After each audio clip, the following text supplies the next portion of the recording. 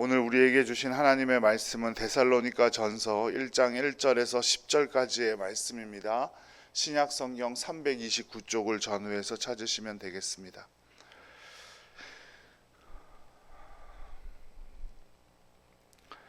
데살로니가 전서 1장 1절에서 10절까지의 말씀, 신약 성경 329쪽 전후해서 찾으시면 되겠습니다. 하나님의 말씀 함께 봉독해 올리겠습니다. 바울과 실루아노와 디모데는 하나님 아버지와 주 예수 그리스도 안에 있는 데살로니가인의 교회에 편지하노니 은혜와 평강이 너희에게 있을지어다. 우리가 너희 모두로 말미암아 항상 하나님께 감사하며 기도할 때에 너희를 기억함은 너희의 믿음의 역사와 사랑의 수고와 우리 주 예수 그리스도에 대한 소망의 인내를 우리 하나님 아버지 앞에서 끊임없이 기억함이니 하나님의 사랑하심을 받은 형제들아 너희를 택하심을 아노라. 이는 우리 복음이 너희에게 말로만 이른 것이 아니라 또한 능력과 성령과 큰 확신으로 된 것임이라.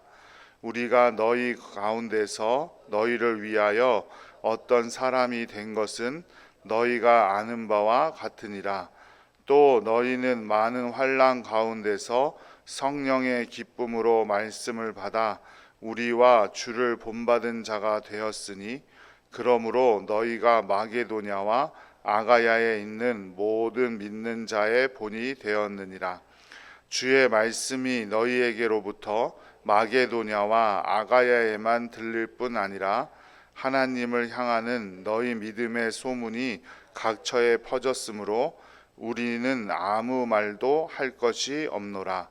그들이 우리에 대하여 스스로 말하기를 우리가 어떻게 너희 가운데에 들어갔는지와 너희가 어떻게 우상을 버리고 하나님께로 돌아와서 살아계시고 참되신 하나님을 섬기는지와 또 죽은 자들 가운데서 다시 살리신 그의 아들이 하늘로부터 강림하실 것을 너희가 어떻게 기다리는지를 말하니 이는 장래의 노하심에서 우리를 건지시는 예수시니라. 아멘. 9월 한 달 동안 좋으신 주님께서 주시는 놀라운 은총이 함께 하시기를 주님의 이름으로 축원합니다. 9월을 시작하면서 우리가 함께 나눌 말씀은 데살로니가서입니다. 2차 전도 여행을 시작한 사도 바울은 계속해서 에베소와 골로새가 있던 소아시아 지역으로 가려고 했는데 성령님이 그 길을 막으셨죠. 결국 마게도냐 청년의 환상을 보게 하셔서 처음으로 유럽 땅의 복음을 전하게 됩니다. 그 첫 도시가 바로 빌립보였는데 거기서 자주색 옷감 장사 루디아라는 여인을 만나고 귀신 들려 점치던 한 소녀를 고쳐주자 모함에 빠져서 감옥에 갇히게 됩니다. 그래도 바울과 실라는 옥에서도 찬송과 기도 중에 모든 매인 것이 풀려지게 되고 그를 지키던 간수의 가족은 구원을 받게 되는 역사가 일어나죠. 그리고 날이 밝자 간수의 상관들이 빌립보를 떠나기를 청합니다. 그렇게 빌립보를 떠나서 도착한 도시가 바로 데살로니가였습니다. 유대인의 회당을 찾아 3번의 안식일이 지나는 동안 성경을 가지고 강론하였고 그 결과 헬라인의 큰 무리와 적지 않은 귀부인도 바울 사도를 따르게 되었지만 유대인들의 시기 때문에 잡혔다가 야손이라는 사람이 보석금을 내주면서 베레아로 떠나게 되죠. 이후 사도 바울은 2차 전도 여행을 계속하면서 고린도에 도착하여서 1년 6개월을 머물게 되는데 이때 디모데를 통해서 데살로니가 교회의 상황을 살펴보게 합니다. 사도 바울이 오랜 기간 동안 살펴주었으면 좋았겠지만 급하게 데살로니가를 떠나게 되면서 그 교인들이 걱정되었기 때문일 텐데요. 그런데 디모데는 놀라운 소식을 가지고 돌아오는데 그들이 사도 바울이 급하게 떠났음에도 불구하고 교회를 이루고 신앙을 잘 지키며 지내고 있더라라는 소식을 들은 겁니다.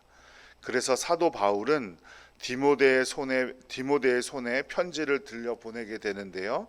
그 편지가 바로 데살로니가 전서입니다.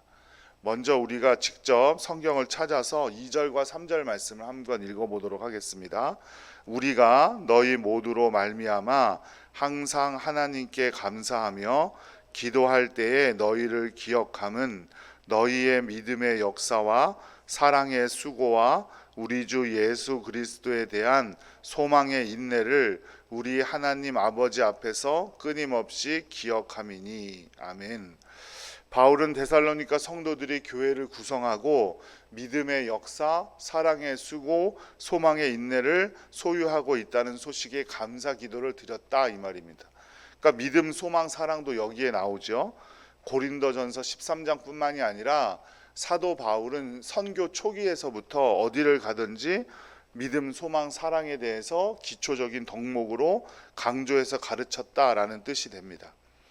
데살로니가 성도들은 대부분은 헬라인으로 태어났을 것이고 할례를 받지 못했을 뿐 아니라 하나님에 대해서 구체적으로 그리고 체계적으로 설명을 들은 것이 아마 처음일 겁니다. 그럼에도 불구하고 이들은 회당 예식에 참여할 정도로 관심이 많았던 사람들이죠. 이들은 사도 바울에게 예수님의 복음을 듣기 전까지만 해도 아마 유대인들로부터 택함받지 못한 백성들이라고 종교적 차별을 받았을 겁니다.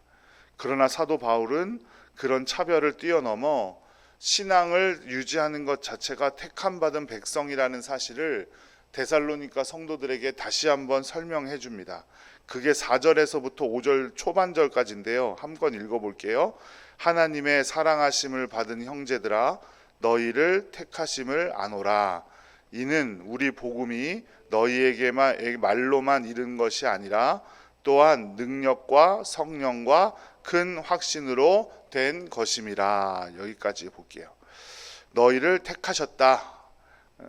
이처럼 3주만 머물렀음에도 불구하고 3주 만에 교회가 세워질 수 있었던 이유는 바울이 뛰어났기 때문도 아니고 데살로니가 성도들이 특별히 지혜로웠기 때문도 아니고 복음 자체가 믿는 자들에게는 구원을 주시는 하나님의 능력이고 또한 사람이 아니라 하나님께서 직접 너희를 선택하셨고 여기까지 능력으로 여기까지 함께 하셨다라는 사실을 사도 바울은 데살로니가 성도들에게 설명해 준 겁니다. 다른 곳에서도 사도 바울은 또 이렇게 말해요. 고린도전서 3장 6절에 보면 나는 심었고 아볼로는 물을 주었으되 오직 하나님께서 자라나게 하셨나니 이렇게 말하죠. 또한 로마서 1장 16절에 내가 복음을 부끄러워하지 아니하노니 이 복음은 모든 믿는 자에게 구원을 주시는 하나님의 능력이 됨이라. 먼저는 유대인에게요 그리고 헬라인에게로다. 이렇게 설명했습니다. 복음은 우리에게 살아있는 능력인 줄로 믿습니다. 하나님이 복음대로 일하시고 결국 모든 것을 이루시기 때문입니다. 이번 9월 한 달을 복음의 능력으로 살아가시기를 간절히 축복합니다. 나의 능력, 또 세상의 여러 가지 힘들 그런 것들이 아니라 오직 살아계신 하나님의 능력인 복음의 능력으로 살아가는 우리 성도님들 되시기를 간절히 축복합니다. 사도 바울을 통해 복음을 받아들이게 된 데살로니가 교인들은 사도 바울의 모범을 쫓아서 모든 지역 사람들에게 본이 될 정도로 신앙생활을 잘 하고 있다고 사도 바울은 평가합니다. 6절과 7절 말씀을 한번 읽어볼게요. 또 너희는 많은 환난 가운데서 성령의 기쁨으로 말씀을 받아 우리와 주를 본받은 자가 되었으니 그러므로 너희가 마게도냐와 아가야에 있는 모든 믿는 자의 본이 되었느니라. 아멘. 데살로니가가 도시라면 마게도냐와 아가야는 지금으로 말하면 도 정도 되겠죠. 충청 지역, 경상 지역, 호남 지역 이런 뜻입니다. 그리스 북부 지역이 바로 마게도냐고 그리스 남부 지역, 고린도가 있는 그리스 남부 지역이 바로 아가야입니다. 그러니까 마게도냐와 아가야의 온 지역에 소문이 났다라는 건 온 그리스에 이미 소문이 다 났다 이 말이죠. 이들은 더 이상 복음을 알려줄 사람은 없었지만 처음 복음을 전해준 바울과 예수 그리스도의 본을 따라 행동했기 때문에 온 나라의 모범이 되었다 이 말입니다. 얼마나 좋은 소문이 났든지 바울 사도가 더 이상 뭐 다른 말을 할 필요가 없을 정도가 되었다라고 말하고 있죠. 우리 동산교회도 이런 믿음으로 소문난 교회가 되기를 간절히 소원합니다. 그것은 말로는 되지 않습니다. 예수 그리스도의 마음을 본받아야 하고 모든 사람에게 본이 되는 인품과 행실을 가져야 할 것입니다. 우리가 먼저 복음의 능력으로, 살아계신 하나님의 능력인 복음의 능력으로 변화되었다면 변화된 사람의 인품과 행실을 가져야 합니다. 데살로니가 교인들도 사도 바울도 자신들의 상황을 의심했을 수 있습니다. 왜냐하면 데살로니가 교인들의 입장에서는 자신에게 복음을 전해준 사람을 따라서 복음을 믿었는데 그 사람이 어떻게 됐어요? 잡혔다가 보석금으로 받고 겨우겨우 풀려나서 다른 도시로 가버렸단 말이죠. 그러니까 뭐 복음이 이랬을 수도 있겠죠. 또 사도 바울의 입장에서는 어때요? 계속해서 복음을 위해 헌신하고 있는데 한 곳에 머무를 새도 없이 계속 쫓겨다니고만 있으니 이게 이랬을 수도 있겠죠. 그럼에도 불구하고 사도 바울 또 데살로니가 교인들 모두는 구원의 예수님을 소망했고 예수님의 역사를 기뻐했다라고 분명히 합니다. 그래서 그들은 삶의 흔적을 남겼고 그 흔적은 희생과 용서, 인내를 통해 남겨지게 됩니다. 우리 그리스도인들도 이런 흔적을 남길 수 있도록 실질적인 행동으로 모범을 보여야 할 줄로 믿습니다. 변화된 사람으로서의 삶을 살아가야 합니다. 흔적을 남겨야 합니다. 그래서 요즘 젊은이들, 요즘은 아니지만 젊은이들이 많이 참여하는 그 찬양 집회를 인도하는 찬양팀 중에 하나가 마커스라는 찬양팀이 있어요. 그 마커스라는 뜻이 뭐예요? 바로 흔적이라는 뜻이에요. 흔적. 우리가 삶의 흔적을 남길 때 우리의 삶의 흔적을 보고 많은 믿지 않는 사람들이 믿게 되고 예수님께로 돌아오게 될 줄로 믿습니다. 데살로니가 전서 1장 10절 말씀 함께 읽어보도록 하겠습니다. 또 죽은 자들 가운데서 다시 살리신 그의 아들이 하늘로부터 강림하실 것을 너희가 어떻게 기다리는지를 말하니 이는 장래의 노하심에서 우리를 건지시는 예수시니라. 예수님 다시 오실 때까지 어떻게 하라는 거예요? 우리가 삶의 흔적을 남기며 살아야 한다라는 것이죠. 데살로니가 전체의 주제가 바로 이것입니다. 어떤 신앙 자세를 가지고 예수님 다시 오실 때까지 살아갈 것인가?